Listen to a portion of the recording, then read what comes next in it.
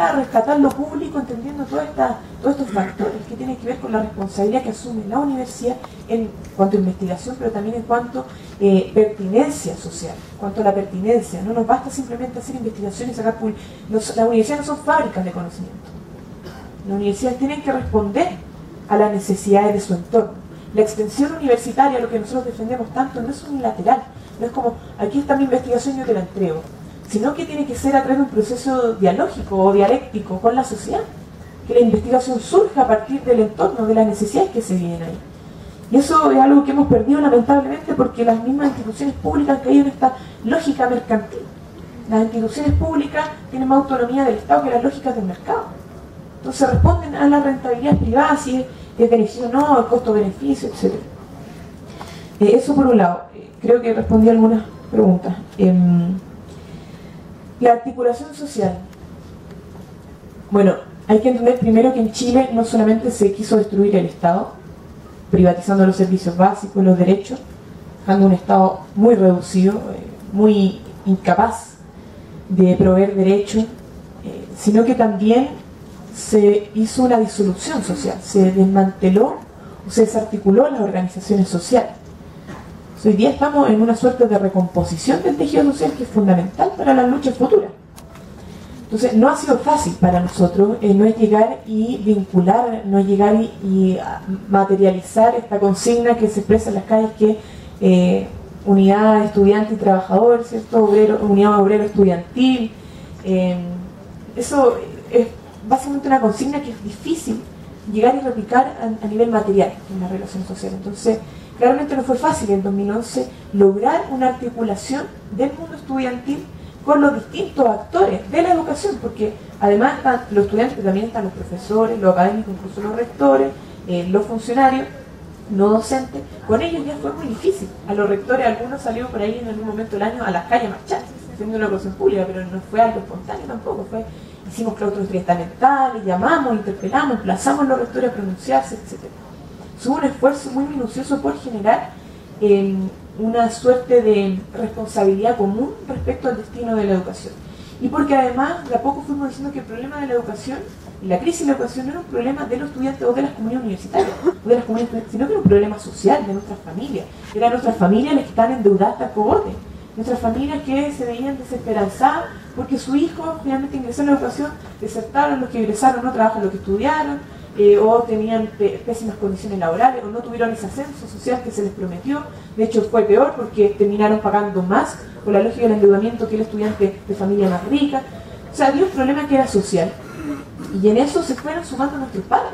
En las calles ya no estábamos solo los estudiantes, estaban los profesores, los académicos, estaban nuestros padres, nuestras madres, nuestros abuelos, salían incluso con los hermanos chicos a las calles. Eso fue muy bonito. Pero además, lo que logra estallar, y lo que decíamos anteriormente, es que al poner el tema, por ejemplo, del lucro, y hay muchos otros, pero particularmente con el lucro, abrió inmediatamente un flanco, que reflejó que este sistema no está solamente haciendo crisis en la educación, sino que está haciendo aguas por todas partes.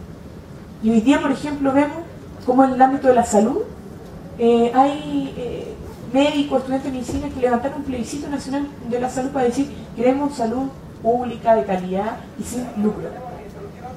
Después con la AFP, este sistema de pensiones que también fue, junto con la salud, la educación, también el sistema de pensiones, que se destruyó lo que era la seguridad social y se instaló esta lógica privada del sistema de pensiones con la AFP, y ya demuestra que es un fracaso, que lo único que ha hecho es robarle a los trabajadores.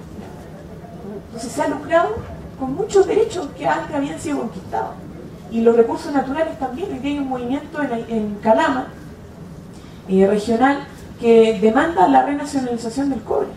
Y otro por ahí, por el Valle del Huasco, donde tienen hartas hidroeléctricas, o sea, termoeléctricas, tienen hoy día una minera, junto con Argentina, Chile, que firmó un acuerdo con Pascualama para instalar una minera donde se está rompiendo glaciares. Tiene un problema con el agua, y ellos están diciendo: queremos recuperar el agua, queremos renacionalizarla. Además, la han robado, están dejando el agua, y lo poco que ya está contaminada. Entonces, finalmente, uno ve la expresión de estos movimientos por el tema de la salud, por el tema de Hidroicén, por el tema de Pascualama, distintas problemáticas, y todo en ellas subyace un factor común, que el tema del modelo, de que está basado en el lucro, en la rentabilidad privada, y eso genera una fuerte concentración del poder económico, de la riqueza en manos de unos pocos, y consecuencia de ello es la profunda desigualdad que se vive. La desigualdad se vive materialmente, no está simplemente en los gráficos, que uno dice gráfico aberrante, con 1% tiene toda la riqueza y el resto básicamente sectores vulnerados, no vulnerados. Y en ese sentido esa vivencia ha despertado una suerte de concientización, de malestar, y ha impulsado la necesidad de unificar. El año pasado se dio un hecho particular entre la Confeche, la CUT y otros gremios, y salimos juntos a las calles. Y ya no demandamos solamente educación, sino que demandamos un cambio en la constitución política, demandamos un cambio en nuestra democracia, que ni siquiera es representativa. Si lo peor es que no está solamente en crisis la democracia representativa, porque ni siquiera están representando. No están representando realmente, están representando sus propios intereses. O sea, aquí lo que se quiere es una democracia que representa realmente y que sea más participativa, donde la ciudadanía tome postura, pueda decidir respecto al rumbo, respecto al futuro de la sociedad. Y eso es lo que ya no existe. Ahora, se trabaja duramente en ello. Aquí hay que ser autocríticos también. Los movimientos sociales, las organizaciones sociales tenemos que ser autocríticos. Y muchas veces nos falta, por ejemplo, superar sectarismo, superar iluminismo o egolatrismo, de que el centro de la atención tiene que regir en nosotros y no en ellos, y no aliarnos con otra organización porque no la conducimos, porque no tenemos mayoría, presencia.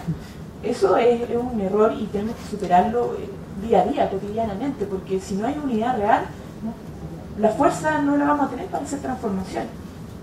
Ahora, por último, ¿cómo avanzar? ¿Cómo ganar? Por ahí me sacan el ejemplo de las vacaciones. Yo creo que, bueno, el movimiento estudiantil es cíclico. No así tanto el de los trabajadores. Los estudiantes están 4 o 5 años y después nos vamos. Pero yo creo que lo fundamental tiene que ver con superar esto de lo meramente... ¿Qué pasa? En Latinoamérica se da una cuestión muy común, que se levantan grandes movimientos sociales que logran cuestionar el viejo orden, o el orden social y político, las clases dominantes, y ponen en jaque al modelo, lo ponen en jaque, pero en un segundo tiempo se vuelven a sí mismos, se retrotan, en el fondo empieza la etapa del repliegue, el repliegue táctico, pero después se olvidan de cómo seguir avanzando. Entonces se pierden objetivos, se pierden perspectivas, y eso es fatal, es muy peligroso, y ha pasado en Latinoamérica. Grandes movimientos que marcan la historia, que son muy bonitos, pero que no logran hacer transformaciones profundas porque después se marginan al no ver cómo avanzar, y caen en una suerte de narcisismo social, ¿no? La política, los partidos sucios, y nosotros acá limpios, puros, pero como no queremos acercarnos, quedamos en una suerte de marginación. Entonces, creo yo que falta hoy día abrir, para poder avanzar realmente, cómo nosotros generamos, obviamente, un poder popular, una alianza social amplia, diversa, con distintas organizaciones, pero que abandone esa vieja táctica de simplemente ir a exigirle a los mismos de siempre cambios que sabemos que no los van a hacer. Entonces, ¿cómo nosotros nos hacemos cargo de esa transformación? ¿Cómo nos damos a la disputa de la esfera política, a la disputa del poder? Y eso es algo que no tenemos plena conciencia todos, porque creemos que al momento de irrumpir en esta institucionalidad que está obviamente sucia, contaminada, que es espuria, de hecho la constitución política, nuestro sistema político en Chile es totalmente espurio, es heredado de la dictadura, pero creemos que al momento de irrumpir en eso nos contaminamos y perdemos el foco.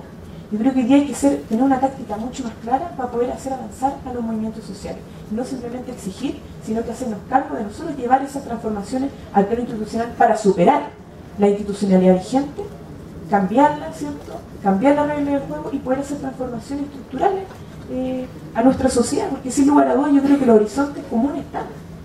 Y aquí no se ha perdido, la historia no quedó atrás, yo creo que la historia sigue, ¿cierto? Y nosotros, por ejemplo, en Chile estamos recogiendo muchos ideales de nuestros padres, que dieron su vida por la construcción, por ejemplo, de la unidad popular, que fueron torturados, que fueron exiliados. Y esas ideas no han muerto, hoy día reviven y se resignifican. Entonces los grandes relatos todavía están, a pesar de esta cultura o sentido común neoliberal individualista, de que tú peleas como consumidor, porque no se te pagó, no se te devolvió lo que correspondía, no se te dio bien el servicio. No, aquí hay una lucha que es mayor, que tiene que ver con construir un orden social y un horizonte común transformador. Creo que eso es importante reconocerlo, pero no puede quedar simplemente en el discurso, ¿cierto? O en la lucha en la calle, sino que tiene que pasar un plano efectivo, o sea, un plano que nos garantice que esta demanda se traduzca en una transformación social, política, cultural, económica, material, ¿cierto? No simplemente en el cuestionamiento. Creo que ahí tenemos responsabilidad intergeneracional, como lo he dicho, simplemente no solo la juventud de nuestros padres, hay muchas cosas que recoger, mucha gente que quiere aportar. Y cerrar con algo que a mí me hace mucho sentido, que tiene que ver con la construcción de estos grandes relatos que decía Neruda. O sea, habrán cortado y matado muchas flores, todas las flores, pero no han podido matar la primavera. Y creo que eso sí tiene relación con la idea. La idea sigue, y la primavera vuelve a surgir. Y por algo ya hablan de la primavera mexicana, solo hablamos de la primavera chilena, la primavera árabe. Entonces creo que